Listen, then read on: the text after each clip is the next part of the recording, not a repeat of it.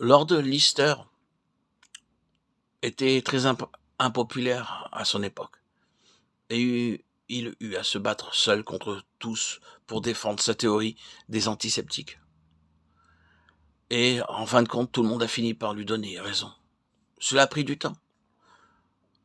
Florence Nightingale mena un combat acharné contre des personnalités hautes placées. Par la suite, elle fut justifiée sur toute la ligne, malgré sa solitude. La popularité n'est pas forcément un critère de vérité, il faut s'en souvenir, lorsqu'on est confronté à un sujet qui, selon moi, a été enveloppé d'un brouillard de suspicion et d'opposition. Nous sommes sûrement tous enclins à croire, premièrement, que suivre l'agneau partout où il va est d'une importance solennelle, et deuxièmement, que tout le monde n'est pas désireux de le faire. Cela ne règle-t-il pas la question dans son ensemble? Il est extrêmement important pour Dieu aussi pour nous que cette vérité soit établie. Ce sont ceux qui suivent l'agneau partout où il va, et ceci ne peut être remis en question ni rejeté avec mépris. Mais voyez-vous, ce verset d'Apocalypse 14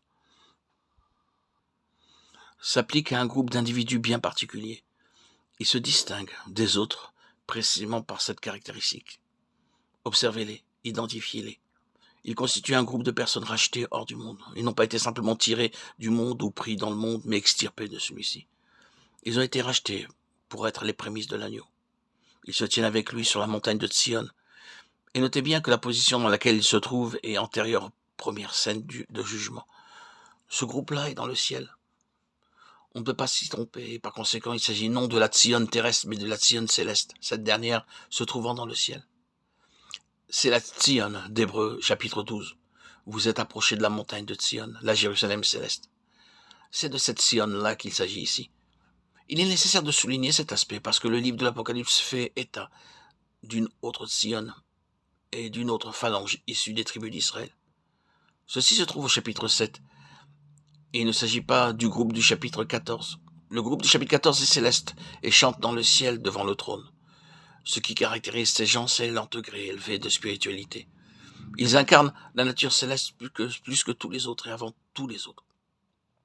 Notez bien, car ce qui suit a une portée immense, que les promesses faites aux vainqueurs dans les premiers chapitres de ce livre s'accomplissent dans ce groupe. Le Seigneur avait dit à propos de certaines personnes qui vaincraient qu'il écrirait sur elles le nom de son Dieu et son nom nouveau, Apocalypse 3.12. Citons cet autre passage à l'appui. 144 000 qui avaient son nom et le nom de son Père écrit sur leur front. Voilà ceux qui ont vaincu et qui se distinguent des autres, même au sein des églises. Ensuite, ils sont dénombrés avec précision et forment une phalange tout à fait particulière. 144 000, ce nombre n'est sûrement pas à prendre au pied de la lettre, pas plus d'ailleurs que le terme agneau. C'est un nombre porteur d'une définition. 12 multiplié par 12, c'est le gouvernement, le chiffre du gouvernement et la plénitude du gouvernement. C'est là, voyez-vous, qu'il faut faire à nouveau une distinction. Nous rencontrerons plus tard une grande foule que personne ne peut compter, tandis que ceux-ci sont dénombrés. Ils constituent une phalange bien à part.